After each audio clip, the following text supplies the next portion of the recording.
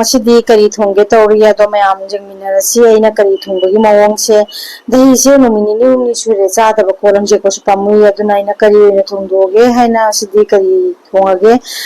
ꯃꯌꯥꯝ ꯌꯦꯡꯃꯤꯟꯅꯁꯤ ꯀꯔꯤꯁꯦ ꯊꯣꯡꯅꯕꯒꯤꯅꯤ ꯍꯥꯏꯗꯅ ꯑꯍꯥꯟꯕꯗ ꯑꯩꯅ ꯂꯧꯔꯤꯁꯦ ꯗहीꯁꯦ ꯀꯞ ꯑꯅꯤꯈꯛ ꯂꯧꯔꯒꯦꯀꯣ ꯑꯗꯣ ꯑꯁꯤꯒꯤ ꯀꯞ ꯂꯧꯔꯤꯕ ꯀꯞꯁꯤꯒꯤ ꯀꯞ ꯑꯃꯒꯤ ꯇꯪꯈꯥꯏꯁꯦ ꯑꯩꯅ ꯕꯦꯁꯣꯟ ꯍꯥꯞꯇꯣꯏꯅꯤ ꯑꯗꯣ ꯕꯦꯁꯣꯟꯁꯤꯒ ꯗहीꯁꯤꯒ ꯍꯥꯞꯆꯤꯜꯂꯒ ꯐꯖꯅ ꯇꯧꯅ ꯃꯤꯛꯁ ꯇꯧꯁꯜꯂꯒ ꯊꯝꯃꯅꯦꯕꯀꯣ ꯃꯥꯒꯤ ꯕꯦꯁꯣꯟꯁꯤꯗꯤ ꯑꯆꯣꯠꯄ ꯐꯪꯉꯒ ꯃꯇꯨꯝ ꯇꯥꯁꯜꯂꯤꯗꯅꯀꯣ ꯑꯗꯨꯗꯣ ꯑꯣꯏꯗꯅꯕꯒꯤ ꯍꯥꯏꯗꯅ ꯐꯖꯅ ꯍꯥꯟꯅ ꯅꯩꯈꯥꯏꯗꯣꯏꯅꯦꯕꯀꯣ ꯑꯗꯨꯅ ꯊꯨꯝ ꯈꯔ ꯍꯥꯞꯆꯜꯂꯦ ꯑꯗꯨ ꯌꯥꯏꯉꯪ ꯄꯥꯎꯗꯔ ꯖꯤꯔꯥ ꯄꯥꯎꯗꯔ ꯃꯤꯔꯆꯤ ꯄꯥꯎꯗꯔꯁꯦ ꯁꯨꯃꯥꯏꯅ ꯇꯧꯔꯒ ꯍꯥꯞꯆꯜꯂꯒ ꯁꯤꯅ ꯒꯔꯝ ꯃꯁꯂꯥꯁꯨ ꯈꯖꯤꯛ ꯑꯃ ꯍꯥꯞꯄꯦ ꯑꯖꯋꯥꯏꯟꯁꯨ ꯍꯥꯞꯄꯦꯕꯀꯣ ꯑꯖꯋꯥꯏꯟ ꯍꯥꯞꯈ꯭ꯔꯦ ꯑꯗꯣ ꯒꯔꯝ ꯃꯁꯂꯥ ꯍꯧꯖꯤꯛ ꯑꯀꯣꯟꯕꯗ ꯍꯥꯞꯄꯤꯁꯤꯅꯀꯣ ꯑꯗꯣ ꯁꯨꯃꯥꯏꯅ ꯍꯥꯞꯄꯒꯅꯦ ꯐꯖꯅ ꯇꯧꯅ ꯃꯤꯛꯁ ꯇꯧꯁꯜꯂꯦ ꯃꯤꯛꯁ ꯇꯧꯁꯜꯂꯒꯅꯦ ꯅꯩꯈꯥꯏꯔꯒ ꯊꯝꯃꯒꯦꯕ ꯃꯍꯤ ꯂꯥꯡꯇꯛꯅ ꯇꯧꯔꯒ ꯅꯩꯈꯥꯏꯔꯒ ꯊꯝꯃꯒꯦ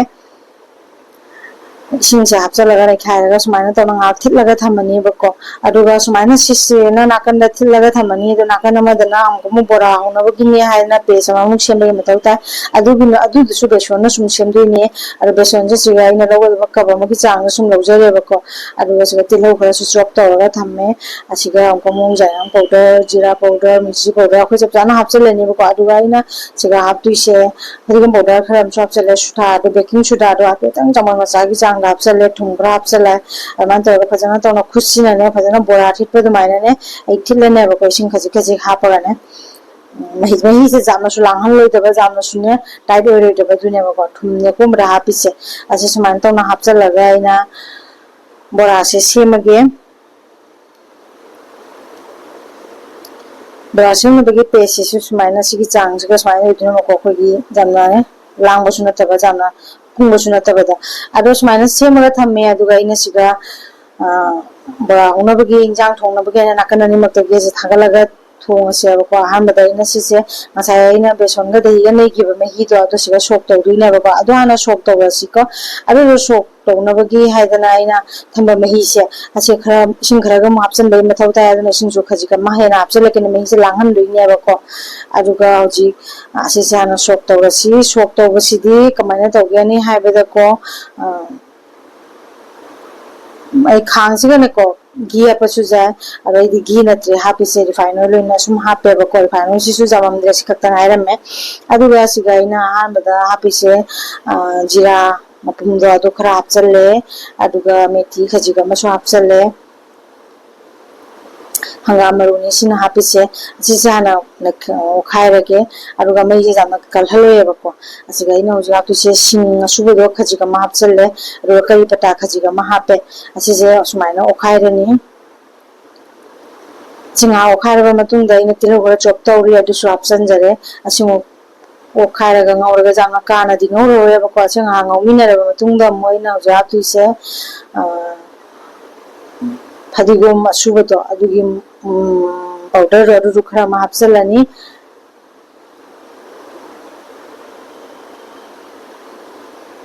फदिगोम असुब पाउडर सिजु हापचले अदुगा हुजी अंकमो करी हापनी हबदा मयाम असिसे कस्तूरी मेथी मनादो कोई कस्तूरी मेथी दो अदुदुनी ना हापिसे असि सुबाइना ओखायरगा हुजी बेसन गा दही गा nei gibado adudo sumaina chummaga hape mathau tai baka se cham chumbai di sure mathau tai ko se chumbiraga hapi bataba adu natraga dine mana beson se matum tasallaga ne munde bako ada sumaina tawraga di beson se hogi matum tasan beso to oidrabani na ne hajara munba ngammeba sumaina tawraga ngasi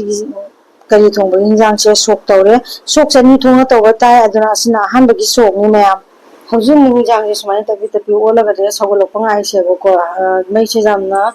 colour लोइसी हाइदि mai se jamna कलगदी दही से फाटी गने बको अदुना हिंजांग द सोय गनी अदुना jamna mai se लेखतपा यादे असमाने मीडियम फ्लेम द थमगा सुम तपि तपि नो पिरगा थमबा नाकंदा बोरा से हुनो बगिनी हैना खांग जो इना तवा फ्राई पैन म थांगपदो अदुसु सारे असिगा रिफाइन ऑयल हापगा हौगदबा बोरानी अदु गोंड रिफाइन ऑयल से लेतमिना दु मास्टर ऑयल ने सुम हौरे असिना हौरगा सुकसुमा कायबा लेते अदुना बोरा से अमु हौरसी हुजी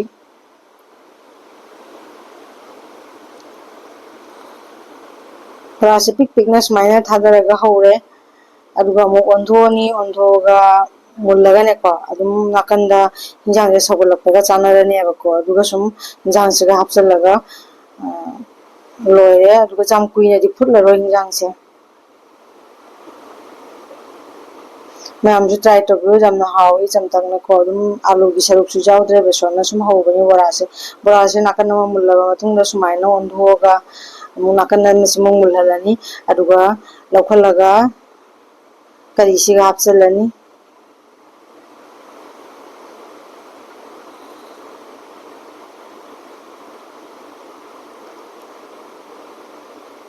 होइबो बोरासे सिगा लोइना हापचलेको हापचलगा हुजी ओखाइरगे अमु ओखाइरगने हुजी असिगी मथक्ता हुजी फदिगोम खरा चाइसनगनेबको अदो करी थोंगसिदिको तरका से अनिरक तौबे मथौ ताइ ममांग दमु तरका मु तौगरेको सोक मु तौगरेबको अंको मलोइबदा मु सोक मचा अमगा मु तौगनिको फजना सुमाइना ओखाइरे ओखाइरगा हुजी फदिगोम से हापचले पेन सिजु थांगले नाकंदा तरका तौनबगी अचगा हुजी तरका तौनबगी मचन से मु हापसेबको असिगा इन हुजी हापिसे मोरक अकंगसी जाम मथौ ताइ मोरक अकंगसी हापतबा यादे दुगा जीरा मपुम से सिजु खरा हापचले अदुगा सिना पेक पेक लाउना पोखाइरबा मतुंगदने हुजी मिर्ची पाउडर से खरा चाइसलने बको मैसे ऑफ तौसलगा मिर्ची पाउडर से हापा मतुंदा मैसे ऑन तौबा जादे नत्रगा दिना कारने बको अदो सिसे हुजी सिगी मथक्ता चाइसलसी अदो फाइनली लोइरे करी थोंगबसे अदो खाबैसिना अमुक सुमाइना मिक्स तौसलगा ओखाइजरे मैम अदो हिंजांग से थोंबो लोइरबनिना मैम चानबगे अमुक खाइदोगेको हावगदबा मानबा जो मैम हाइनरगदि यामना हावरिको हाइनद्रगदि हाइबा ngamdre अदो चाकसिसु सुमाइना खरा खाइदोगचरे जामना चम्मे मचन चिंगदे अतै कैसुम जाउ थुदोको याउद्रे इन हापिसि सिगा गाजरगा थबिगना सलाद अमा सेमजरे अदुगा करी थोंबसिसु हापनी मैम फाइनली लोइरे मैम अदो अखोइसु चानबगी तौरके असिनी मैम प्लीज चैनल असिबुसु सपोर्ट तौबिरमो मखल मखल की वीडियो पुदुना लाक्सगे थैंक यू मैम प्लीज अनोबो चिनाउ जेंगदि सब्सक्राइब तौबिरमो